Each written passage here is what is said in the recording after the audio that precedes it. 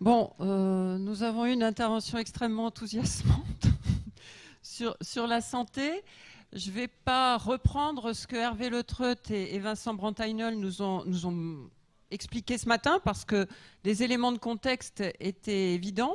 En revanche, je voudrais quand même rappeler un certain nombre de points. Et le premier, c'est que la Cour des comptes européenne, début juin, a rappelé que la France n'avait pas atteint les objectifs qui lui étaient assignés et qu'en termes de plan, on a parlé tout à l'heure du plan énergie-climat, du paquet énergie-climat, on n'est pas du tout dans les résultats que nous aurions dû obtenir.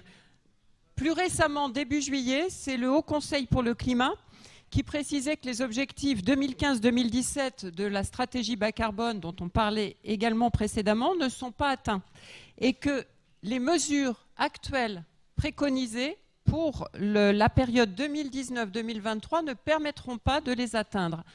Donc nous avons, nous, au niveau des territoires, les régions, mais les territoires infrarégionaux, une lourde responsabilité parce qu'ici, il se passe un certain nombre de choses, d'actions et de mesures mises en œuvre qui permettent d'inverser peut-être cette tendance négative. Et c'est tout le sens de notre action.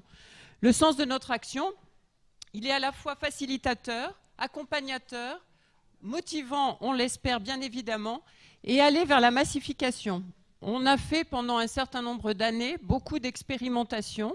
Aujourd'hui, on sait qu'en matière d'énergie, de transition énergétique au sens large, on a les solutions. On a juste besoin d'entrer dans une période de massification dans la mise en place de ces solutions. Sauf que, ça a été dit aussi précédemment, c'est que les actions conjuguées s'imposent et qu'on n'agira pas seul, qu'on doit mobiliser très largement les acteurs des territoires pour pouvoir engager une transition énergétique réussie sur nos territoires, avec des actions conséquentes en lien avec ce triptyque dont on a largement parlé à maintes reprises dans cet hémicycle, la question de la sobriété et de l'efficacité énergétique, et puis, en même temps, le déploiement des énergies renouvelables. Et tout cela peut se faire à la fois à l'échelle individuelle, mais aussi à l'échelle collective. Parce qu'il y a une double raison. Alors, je ne voudrais pas noircir encore un peu plus le tableau, mais on sait très bien qu'il y a une augmentation du coût de l'énergie et que ça ne va pas s'arranger dans les années à venir. On sait également que cette augmentation du coût de l'énergie met un certain nombre de nos concitoyens dans une précarité importante. Si on parle de la précarité énergétique, on est à 30% de précarité énergétique en Creuse, donc en région Nouvelle-Aquitaine, et on est à 20 à 30% dans le nord de la région. Donc que fait-on ? Que fait-on pour éviter que les ménages se trouvent dans des situations intenables dans les années qui viennent ? Il y a également la question de la diminution de la compétitivité de nos entreprises et le risque majeur d'une fracture énergétique territoriale dans notre région. Donc, qu'est-ce qu'on fait ? Eh bien, on engage une politique énergétique régionale qui devra être le pilier de cette construction régionale pour 2030, puisque c'est bien l'objectif que nous nous fixons.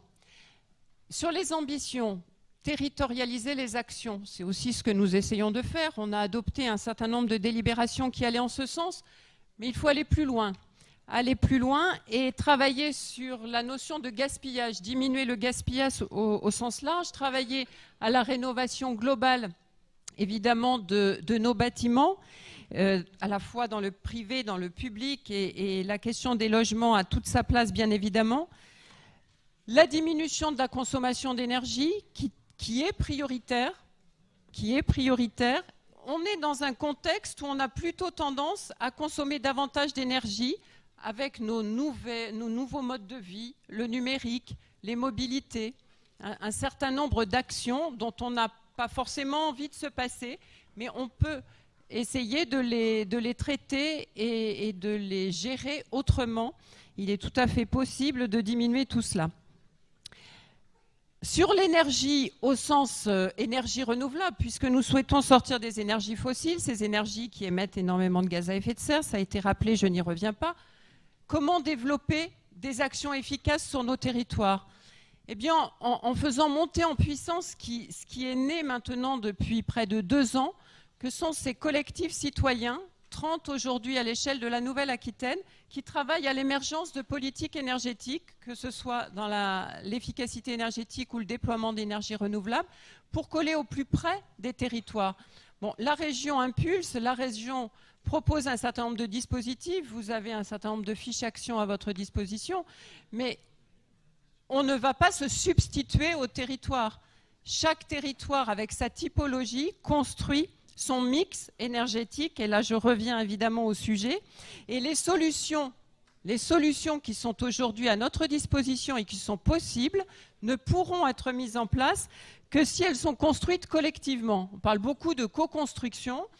Cette co-construction, on essaie aussi de la mettre en œuvre entre les collectivités, les entreprises et puis les habitants de cette région.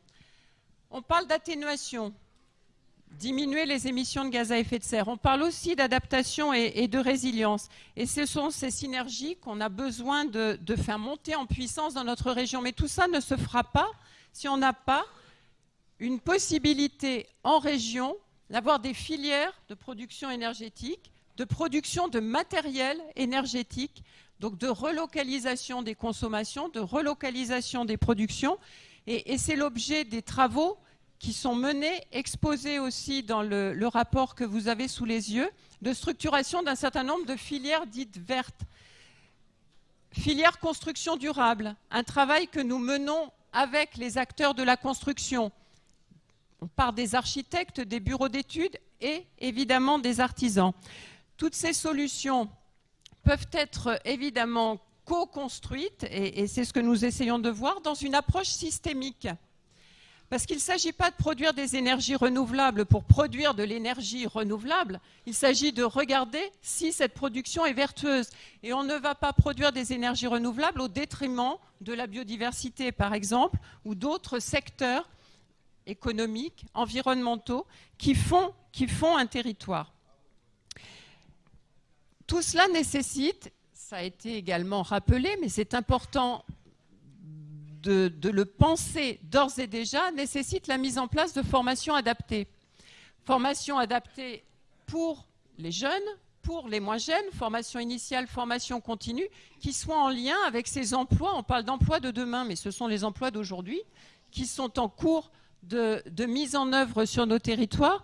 Donc accompagner la transition énergétique, c'est aussi accompagner la transition des formations, la transition des métiers, avec cette volonté d'amplifier l'innovation pour minimiser les impacts environnementaux des solutions proposées.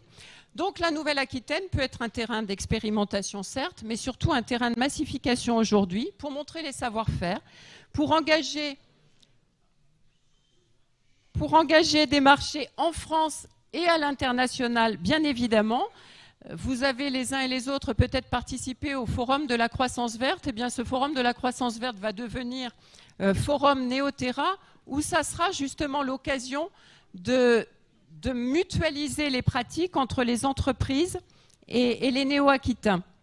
Et puis Néoterra, eh bien, doit être le fil rouge d'un espèce de tour Nouvelle-Aquitaine qui permettra de divulguer les informations, de donner de la visibilité à ces solutions. Et c'est l'objet des travaux du COPTEC qui, depuis 6 mois, grâce à un stagiaire, travaille à mutualiser tout ce qui s'est passé dans notre région en matière d'adaptation au dérèglement climatique. Et nous allons diffuser sous forme de séquences dans les différents territoires.